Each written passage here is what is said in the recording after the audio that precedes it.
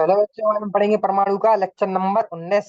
तो लगभग हम अंत की समाप्ति पर आ चुके हैं और कुछ ही लेक्चर बाद हमारा परमाणु चैप्टर खत्म हो जाएगा। तो आशा है कि यहाँ तक एनसीईआरटी आपने बिल्कुल घोर के पी ली होगी और बिल्कुल अच्छे से पढ़ ली होगी। तो आज जो हम टॉपिक पढ़ने जा रहे हैं जो कि हाइड्रोजन परमाणु का लाइन स्पेक्ट्रम, जो कि हम पिछले पहले लेक्चर में पढ़ चुके हैं पिछले लेक्चर में, इसको भी हम कंप्लीट करेंगे। तो आशा है कि आप इसको पूरा पढ़ के आए होंगे। चलिए धुआंधार लेक्चर को शुरू करते हैं, मजा आ जाएगा आज को आपको आज का लेक्चर लेके, गारंटी है मेरी। चलिए, अगर आप एनसीईआरटी पढ़ के आए होंगे तो देखिए, तो चूंकि एन और दोनों पूर्णांक हैं, अतः इससे तुरंत परिणाम प्राप्त होता है कि परमाणुीय स्तरों के मध्य संक्रमणों में विभिन्न विविक्त आवृत्तियों के प्रकाश उत्सर्जित होते हैं। हाइड्रोजन स्पेक्ट्रम में बामर सूत्र एन एफ बराबर 2 और एन आई बराबर 3, 4, 5 आदि के तदनुरूपी है। चलिए रुकिए, मैं आपको समझाता हूँ। जैसे कि हमने फॉर्मूला जो है पढ़ा हुआ है।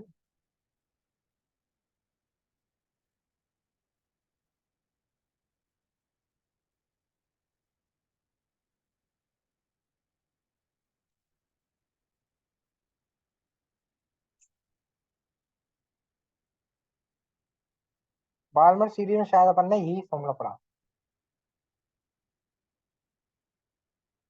पढ़ा था कि नहीं।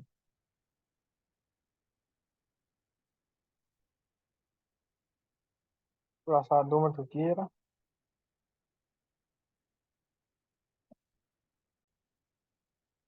ये फॉर्मूला जो है ना बामर सूत्र का पढ़ा था। तो ये देखते हैं। तो इससे क्या है कि हमको पता है कि जब भी जो है जब भी जो है अपना इलेक्ट्रॉन जो है किसी ऊपर वाली शेल में जाता है, मान लीजिए मैं आपको बताता हूँ। मान लीजिए हमारा नाभिक है।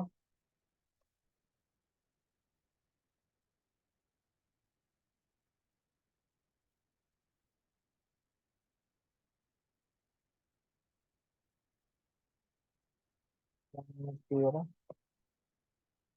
मान लीजिए हमारा नाभिक है, इलेक्ट्रॉन जो है एक इसकी ये है शेल, एक इसकी ये है।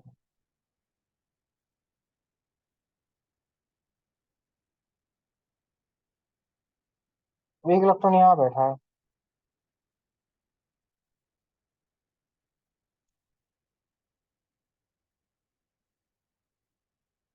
अब मान लीजिए इलेक्ट्रॉन यहाँ से यहाँ आ जाता है।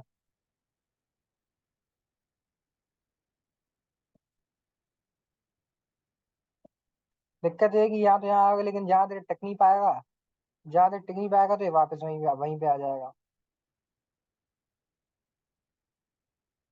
वापस से उसी में आ जाएगा। समस्या ये है कि जब ये वापस आ रहा होगा, हाँ रुकिएगा,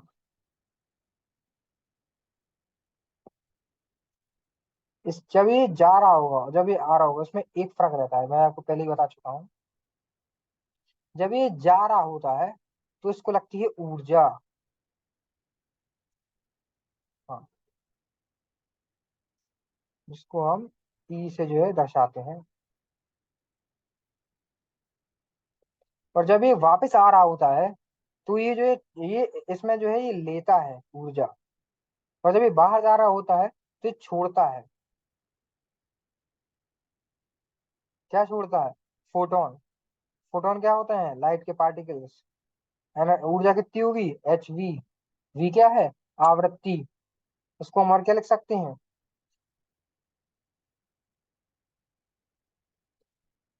80/λ। ठीक है, तो ये जो ये तरंग दैर्घ्य उसी फोटोन की।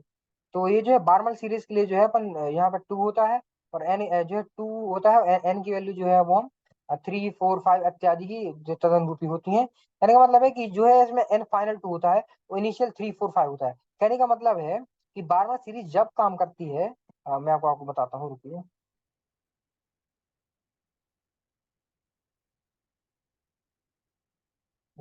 हाँ,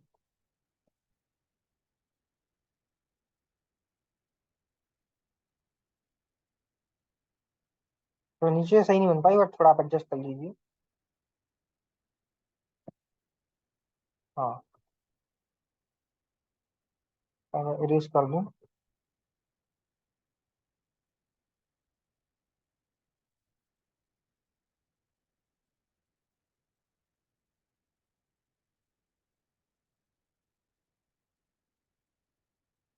हाँ,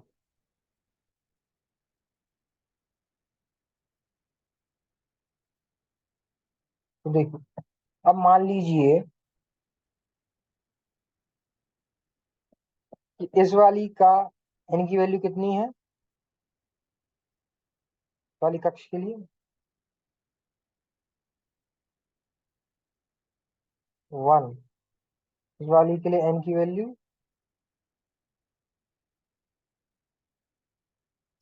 इस वाली के लिए n की वैल्यू, इस वाली के लिए n की वैल्यू, ऐसी बहुत सारी हो सकती है। हमने ऐसा एग्जाम्पल लिया जिसमें 4 है। तो मान लीजिए इन सब में इलेक्ट्रॉन है।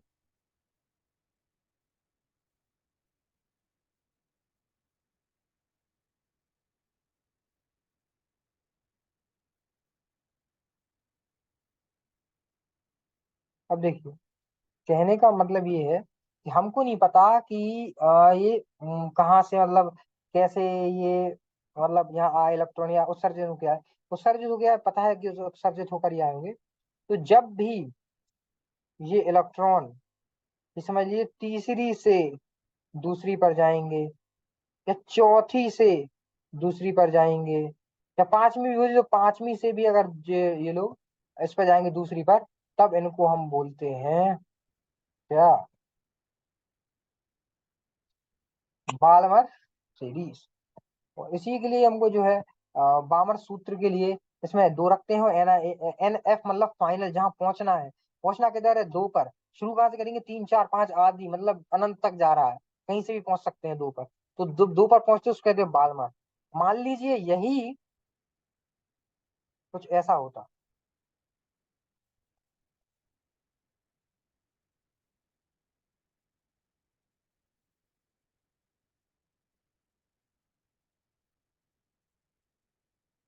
इसको क्या कहेंगे आप, इसको कहेंगे आप लायमन।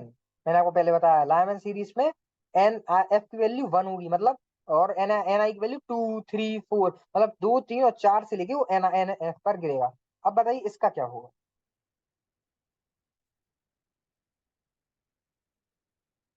और कोई मान लीजिए यहाँ पांचवी भी है।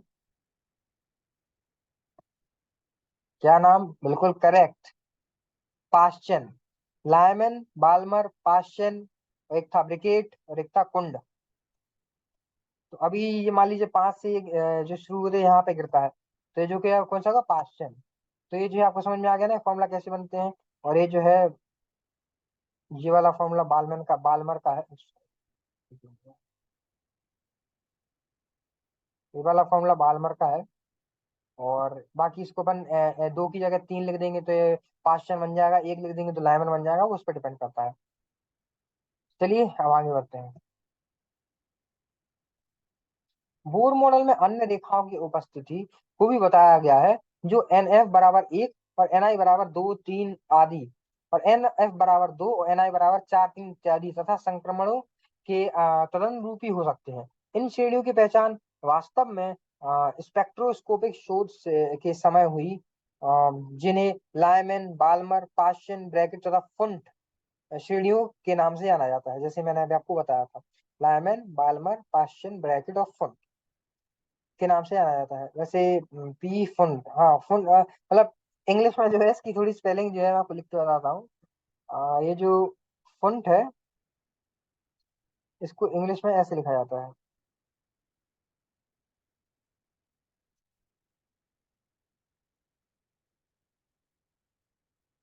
और पढ़ने में तो ये पी फंड लग रहा है, बट जो पी साइलेंट रहता है उसका नाम जो है फुंट। फुंट वो जो है, इसको हिंदी में पढ़ते हैं। बाकी पी फंड जो है इंग्लिश में ऐसा लिखा जाता है, पर पी फंड नहीं है, फंड ही है। तो फुंट बिल्कुल मतलब सही है, प्रोनाउंसिएशन है, लिखते इसको ऐसा है। तो मैंने सोचा आपको बता दूं। और इन श्रेणियों के तदनुरूपी इलेक्ट्रॉनिक संक्रमण चित्र 12.9 में दर्शाया गया है। 12.9 चित्र देख लेते हैं, एक बार ये रहा। ये जो है इस समय दर्शाया गया है। इसको, इस पर हम आएंगे, अभी हम और चर्चा करेंगे इस पर। तो चलिए, जब कोई, रुकिए जरा मैं सही कर लूं, हाँ, जब कोई परमाणु फोटोन को अवशोषित करता है, जिसकी ठीक वही ऊर्जा है जो किसी इलेक्ट्रॉन को निम्न ऊर्जा स्थिति से उच्च ऊर्जा स्थिति में संक्रमण के लिए आवश्यक होती है, तो इस प्रक्रम को अवशोषण कहते हैं। अतः यदि सतत परिसर की आवृत्तियों के फोटोन किसी विरलित गैस से गुजरते हैं, गुजरने के पश्चात किसी स्पेक्ट्रोमीटर से विश्लेषित किए जाते हैं, तो संतत स्पेक्ट्रम में अदीप्त स्पेक्ट्रमी अवशोषित रेखाओं की श्रेणी दिखाई पड़ती है, जो कि हम पहले देख चुके हैं। हाइड्रोजन परमाणु के स्पेक्ट्रम का बोर मॉडल द्वारा दिया गया स्पष्टीकरण एक प्रतिभाशाली महान उपलब्धि था, जिसने आधुनिक क्वांटम सिद्धांत की प्रगति को अत्यधिक प्रोत्साहित किया। सन 1922 में बोर को भौतिकी में नोबेल पुरस्कार से सम्मानित किया। हाँ, अब इसकी बारी है, तो इसको समझते हैं। तो ये देखिए, जैसे ये मान लीजिए ये वंशैल है, ये दूसरी जो है कक्ष है, ये तीसरी है, ये चौथी है, पांचवी। अब देखिए, जब भी दो से, अब देखिए इस पे देखिए, दो से भी आ रही है वन पे, तीन से भी आ रही है एक पे, चार से भी आ रही है, पांच से भी आ रही है और छह से भी आ रही है। तो कुल मिला के जब ये सारी की सारी इन सब से आकर एक पर गिर रही है, तो इसको बोलते हैं क्या? लायमन श्रेणी। अब देखिए, अब ये क्या तीन से दो पर आ रही है, और ये फिर तीन से दो पर आ रही है, चार से दो पर आ रही है, पांच से दो पर आ रही है, छह से दो पर आ रही है, तो इसको क्या बोलेंगे? बालमर श्रेणी। और जब ये चार से तीन पर आ रही है, पांच से तीन पर आ रही है, छह से तीन पर आ रही है, या सात से तीन पर आ रही है, इसको बोलेंगे पाश्चल श्रेणी। इत्यादि लगा है सब में, अनंत तक जाएगा ये। और जब से सारे जब क्या बोलते हैं उससे, पांच से चार पर आएगा, छह से चार पर आएगा, सात से चार पर आएगा, तो इसको बोलेंगे ब्रैकेट श्रेणी। तो ब्रैकेट श्रेणी। और ऐसे ही इसको बोलेंगे फिर उसके आगे फुन श्रेणी, इसको बोलेंगे लायमन श्रेणी। और जो है निम्नतम अवस्था होती है, जिसमें जो है हम पढ़ चुके हैं कैसे जो है निम्नतम अवस्था में ऊर्जा जो है माइनस का 13.6 इलेक्ट्रॉन वोल्ट जो है उसकी ऊर्जा होती है। और n बराबर दो पे जो है ऊर्जा को जो है हम ऊर्जा का फॉर्मूला हमने पढ़ा था।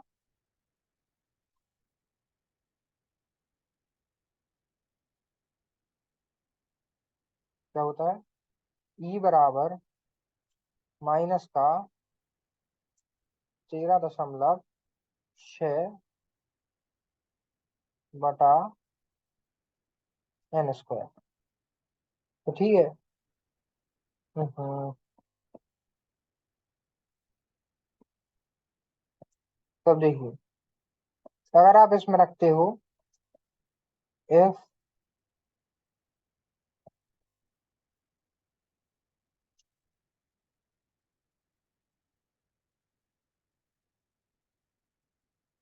एन की जगह आप दो रख देते हो,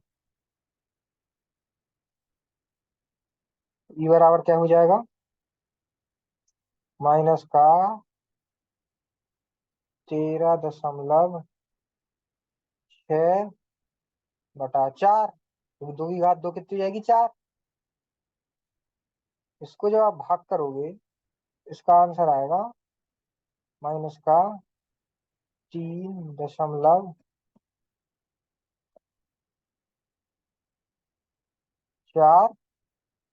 इलेक्ट्रॉन वोल्ट। तो यही जो है यहाँ पे लिखा हुआ है, और मैंने सोचा आपको निकाल के बता दूं कैसे आता है। तो ये जो है इलेक्ट्रॉन वोल्ट जो है, यही जो है माइनस का 3/4 एन बराबर दो पे आता है। अगर अगर यही आप एन बराबर तीन रख देते, तो इसका आंसर आता माइनस का 1/1.5। तो यही आप अगर चार लिख देते, तो आता शून्य, माइनस का 0.85 इलेक्ट्रॉन वोल्ट। तो समझ गया अभी कैसे आया?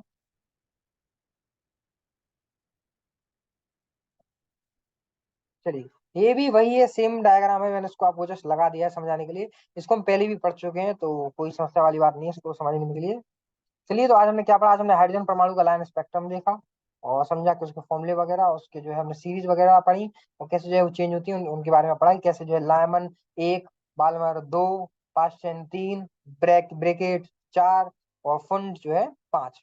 इनको जब हमने पढ़ा कैसे जो है जैसे अगर आपको लायमन की बात करनी है, तो उससे ऊपर जो दो तीन चार पांच शेल हैं या फिर कक्ष हैं, उनसे जब गिरेंगी आके दो पर जो है इलेक्ट्रॉन, तो उसको कहेंगे लायमन। जब वो साढ़े तीन पर गिरेंगी, तो कहेंगे उसको बालमर। जब वो तीन जो दो पर गिरेंगी तो बालमर, तीन पर गिरेंगी तो पाश्चन, चार पर गिरेंगी तो ब्रिकेट, और पांच पर गिरेंगी तो फुंड। कलम क्या पढ़ेंगे, तो कलम पढ़ने जा रहे हैं उदाहरण 12.6। कल एक कक्षा में केवल वही करेंगे, इसके बाद जो है हमारा टॉपिक खत्म हो जाएगा। इसके बाद केवल हमारा एक टॉपिक बचेगा, उसको जो है हम कुछ कुछ लेक्चर्स में एक दो दो तीन लेक्चर हो सकता है उसके लिए लगे, 2-3 लेक्चर लगेंगे। और बस उस टॉपिक के बाद हमारा परमाणु चैप्टर समाप्त है। हमारा परमाणु चैप्टर लगभग अब खत्म, अंत की समाप्ति पर आ चुका है और अब खत्म ही होगा सीधा। तो बस उदाहरण 12.6 हम कल देखेंगे, उसके बाद एक टॉपिक और डिस्कस करेंगे, मतलब उसके बाद वाले लेक्चरों में, और उसके बाद जो है परमाणु चैप्टर को जो है हम खत्म कर देंगे। अ, तो बस आज के लिए इतना ही रहने देते हैं, और एनसीईआरटी पढ़ लीजिएगा, और कल जो है उदाहरण जो है प्रैक्टिस करके आइएगा, एक बार खुद से लगा लीजिएगा, ट्राई कीजिएगा, बाकी मैं तो फिर करवाऊंगा ही। चलिए फिर मिलते हैं अपने कल, मतलब अपने अगले लेक्चर में। तब तक के लिए टाटा बाय बाय।